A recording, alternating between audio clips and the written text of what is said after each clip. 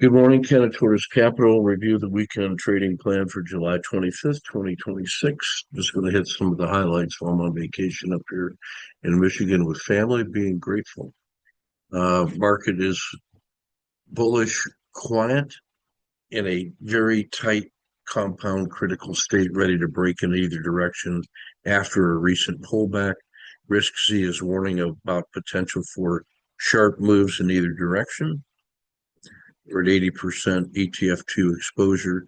You can see that on the daily chart, the compression is of range and prices come back to the RL270, which is flat. The SMA 30 is flat. The 30 and the 10 have rolled over. You cannot get more sideways compound critical state than that. Only the RL90 is out of that chunk. So that's looking like basically a super pinch. You can see the on the 3 day and then the 9 day how everything is compressed and rolled over and coming to a head.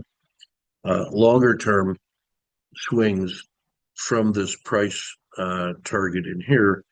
If this doji breaks, you've got targets to the upside and targets to the downside. I expect it to resolve between this vertical blue and here. That's the angle that it's decaying. But I expect that triangle to resolve in the next 3 weeks.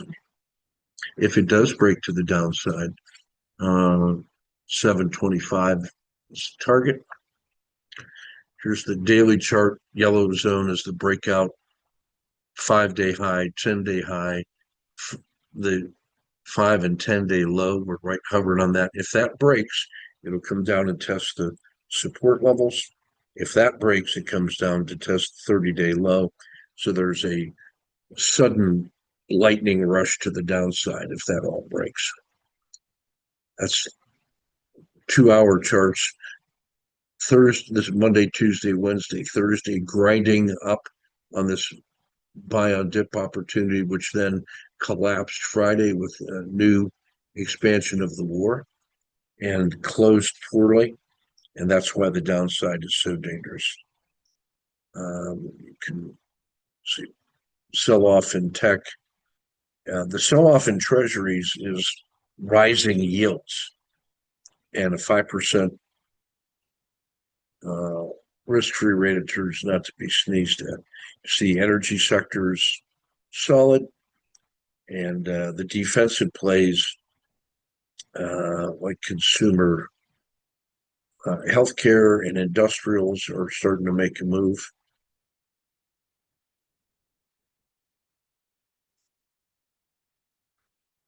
U.S. is temporarily above average. Commodities and oil are working. Taiwan and South Korea are suffering with the sell-off in semiconductors, but have gained so much that they're still relatively in the green. But that is really dangerous. You know,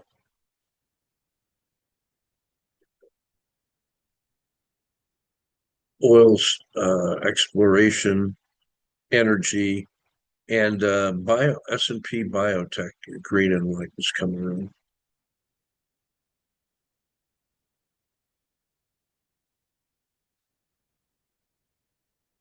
in. This is the swing frame of the day. This is Google. This is daily chart, 30-day high, sold off harshly. Big, huge gap down, held on an inside day with a tight doji Friday.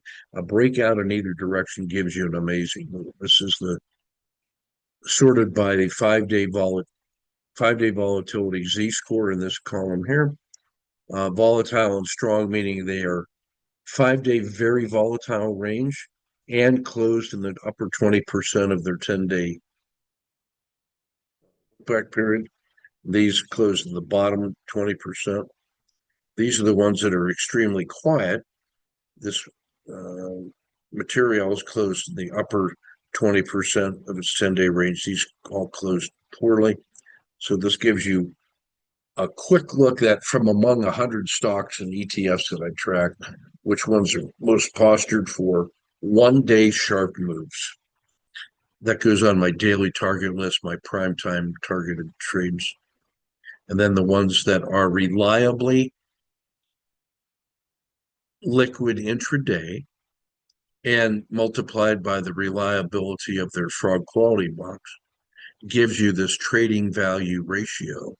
And this 10 is also on my list. So out of that list of 20, there's about 5 or 6 overlaps, leaving me approximately 10 really good targets.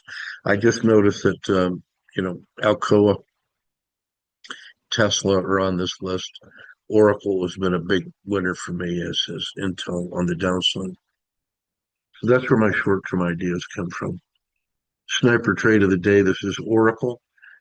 The black box is the previous day's range. The blue box is the last 30 minutes. It gapped up to 3, started collapsing, coming back. I shorted at 4 when it crossed yesterday's VWAP. Shorted here. Standard risk box. It broke through the low, added a second position, added a third position. When that rolled over at 7, I covered that entire short. This one scratched. I thought about going long here, didn't. I regretted it.